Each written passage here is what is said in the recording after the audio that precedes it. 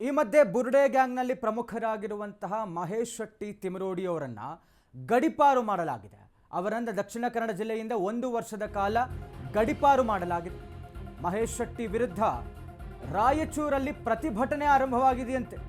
ರಾಯಚೂರಿನ ಮಾನವಿಗೆ ಈಗಾಗಲೇ ತಿಮರೋಡಿ ಅವರನ್ನ ಗಡಿಪಾರು ಮಾಡಲಾಗಿದೆ. ಮಹೇಶ್ ಶೆಟ್ಟಿಯನ್ನ ಕರೆತರಬೇಡಿ ಅಂತ ಕ್ಯಾಂಪೇನ್ ಶುರುವಾಗಿದೆಯಂತೆ. ರಾಯಚೂರು ಜಿಲ್ಲೆಗೆ ಬೇಡ, ಕಾಡಿಗೆ ಬೇಕಿದ್ರೆ ಕಳಿಸಿ ಅಂತ ಹೇಳ್ತಾ ಇದ್ದಾರಂತೆ ಜನ. ದಲಿತ ಸೇನೆ ಮತ್ತು ಸಮಾನ ಮನಸ್ಕ ವೇದಿಕೆ ಈ ಒಂದು ಹೋರಾಟ ಮಾಡ್ತಾ ಇರುವಂಥದ್ದು ಧರ್ಮಸ್ಥಳ ಬಗ್ಗೆ ಷಡ್ಯಂತ್ರ ಮಾಡಿದವರನ್ನ ನಮ್ಮ ಜಿಲ್ಲೆಗೆ ಕರೆತರಬೇಡಿ ಅಂತ ಪ್ರತಿಭಟನೆ ಮಾಡ್ತಾ ಇದ್ದಾರೆ ರಾಯಚೂರಿನಲ್ಲಿ. ಮಹೇಶ್ ಶೆಟ್ಟಿ ತಿಮರೋಡಿ ಅವರನ್ನ ದಕ್ಷಿಣ ಕನ್ನಡ ಜಿಲ್ಲೆಯಿಂದ 1 ವರ್ಷಗಳ ಕಾಲ ಗಡಿಪಾರು ಮಾಡಲಾಗಿದೆ ರಾಯಚೂರು ಜಿಲ್ಲೆಯ ಮಾನವಿಗೆ. ಹೀಗಾಗಿ ಅಲ್ಲಿ ಕರ್ಕೊಂಡ್ಬರಬೇಡಿ, ಕಾಡಿಗೆ ಬೇಕಾದ್ರೆ ಕಳಿಸಿ ಅಂತ ಜನ ಪ್ರತಿಭಟನೆ ಮಾಡ್ತಾ ಇದ್ದಾರೆ. ಧರ್ಮಸ್ಥಳದ ವಿರುದ್ಧ ಷಡ್ಯಂತ್ರ ಮಾಡಿದಂತಹ ವ್ಯಕ್ತಿ ನಮ್ಮ ಜಿಲ್ಲೆಗೆ ಬರೋದು ಬೇಡ ಅಂತ ದಲಿತ ಸೇನೆ ಮತ್ತು ಸಮಾನ ಮನಸ್ಕ ವೇದಿಕೆ ಜನರು ಹೋರಾಟಕ್ಕೆ ಪ್ರತಿಭಟನೆಗೆ ಮುಂದಾಗ್ತಾ ಇದ್ದಾರೆ. ಮತ್ತು ಈ ಮಧ್ಯೆ ತಿಮರೋಡಿ ಅವರು ಅವರ ಈ ಒಂದು ಗಡಿಪಾರನ್ನು ಪ್ರಶ್ನಿಸಿ ಕೋರ್ಟ್ನ ಮೊರೆ ಹೋಗ್ತಾ ಇದ್ದಾರೆ. ಎಲ್ಲ ಅವ್ರಿಗೇನು ಹೊಸದೇನಲ್ಲ, ಈಗಾಗಲೇ ಹಿಂದೆಯೂ ಒಂದು ಸರ್ತಿ ಅವರು ಗಡಿಪಾರ ಆಗಿದ್ದರು. ಮತ್ತೆ ಇಲ್ಲಿಯ ತನಕ 36 ಕ್ರಿಮಿನಲ್ ಕೇಸ್ಗಳು ದಾಖಲಾಗಿರುವಂತಹ ಕಾರಣಕ್ಕೆ ಮತ್ತು ಈ ಮಧ್ಯೆ SITಯ ಕಾರ್ಯಾಚರಣೆಯಲ್ಲಿ ಅವರ ಮನೆಯಲ್ಲಿ ಒಂದಷ್ಟು ಅಕ್ರಮ ಶಸ್ತ್ರಾಸ್ತ್ರಗಳ ಪತ್ತೆಯಾಗಿತ್ತು.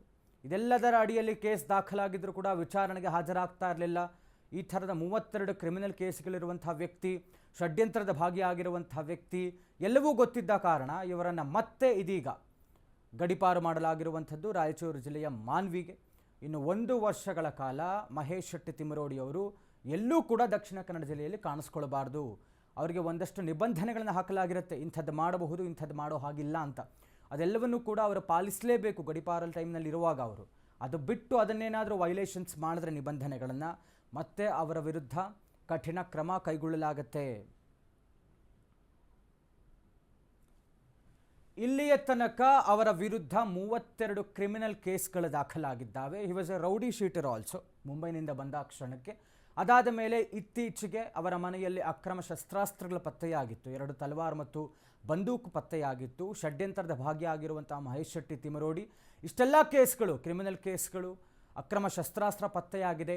ಈ ಮಧ್ಯೆ ಎಷ್ಟೋ ಬಾರಿ ನೋಟಿಸ್ ಕೊಟ್ಟರು ಕೂಡ ಪೊಲೀಸರ ವಿಚಾರಣೆಗೆ ಹಾಜರಾಗ್ತಾ ಇರಲಿಲ್ಲ, ತಲೆ ಮರೆಸ್ಕೊಂಡು ಓಡಾಡ್ತಾ ಇದ್ರು.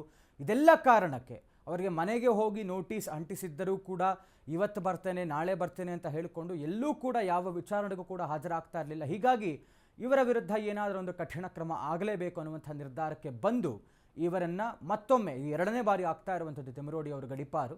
ಅವರನ್ನು ದಕ್ಷಿಣ ಕನ್ನಡ ಜಿಲ್ಲೆಯಿಂದ 1 ವರ್ಷಗಳ ಅವಧಿಗೆ ರಾಯಚೂರು ಜಿಲ್ಲೆಯ ಮಾನ್ವಿ ತಾಲೂಕಿಗೆ ಅವರನ್ನು ಗಡಿಪಾರು ಮಾಡಲಾಗಿದೆ.